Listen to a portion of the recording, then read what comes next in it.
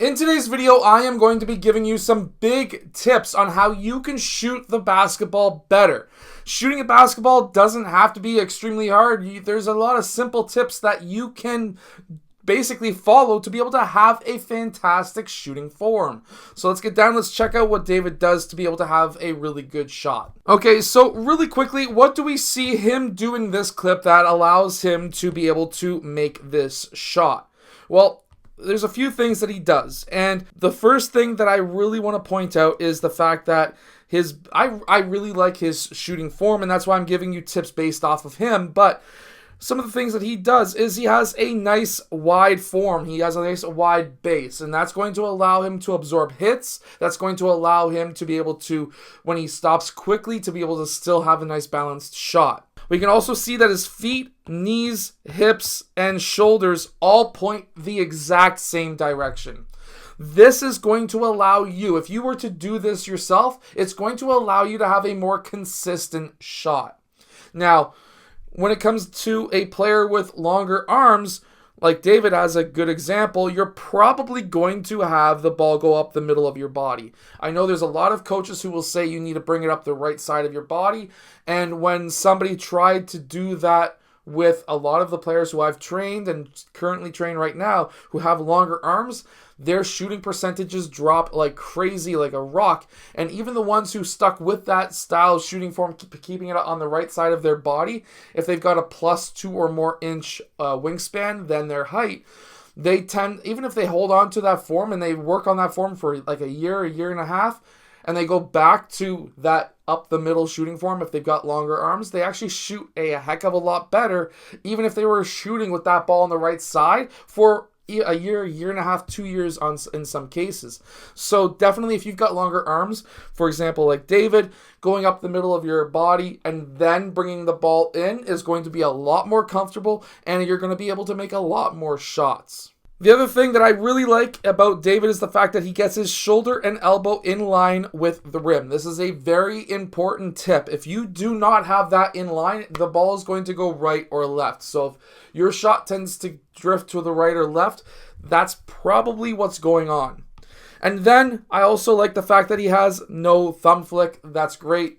The whole idea behind a thumb flick is for what you'll see a lot of players is when they go up the middle of their body, they keep the ball in the middle of their body like this, like the ball is like right here. And if the ball is not here when they're shooting and it's here, then what will usually happen is they'll have a thumb flick, which will push the ball up, and then they release. And that messes up your shot, especially if you're shooting with two hands. That'll definitely mess up your shot. So release that thumb and then release the ball, and that's going to be absolutely perfect. David also goes straight up and straight back down with his shot, and he has really good energy transfer. We can see he loads his lower back here.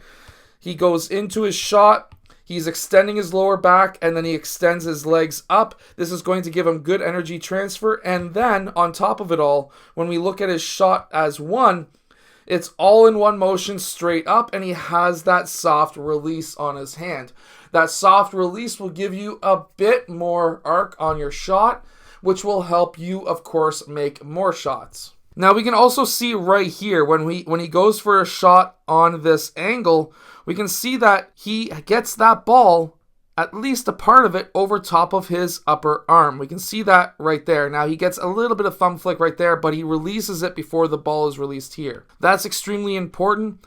And he's able to get a nice recoil on his wrist. And what I mean by that is if you watch his hand bounce when he releases that shot. So watch the bounce right here. See how the hand kind of bounces a little bit? That is a nice, perfect release that I like to see on a player. Now, he does tend to bring his arms down early.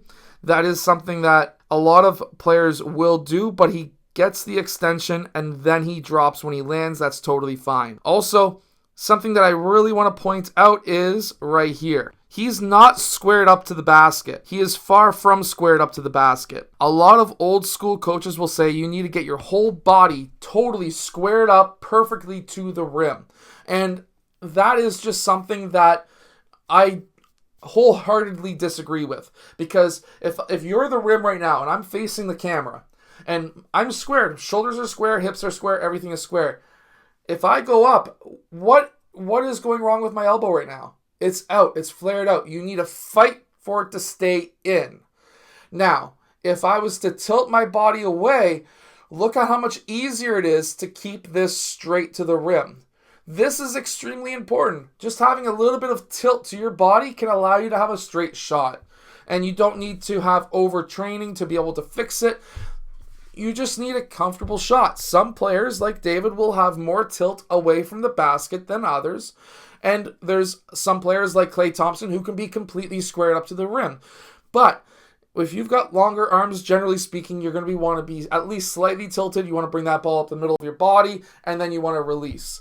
These are some basic tips on how you can shoot the basketball better. Good job to David. He's really worked hard on his shooting form. He's spent hours and hours and hours of every single week to improve his shooting, so good job to him. I hope that these tips help you. If they do, hit that like button, subscribe. Make sure to go check out my shooting workout that is down in the description below, and I'll see you guys again in my next video.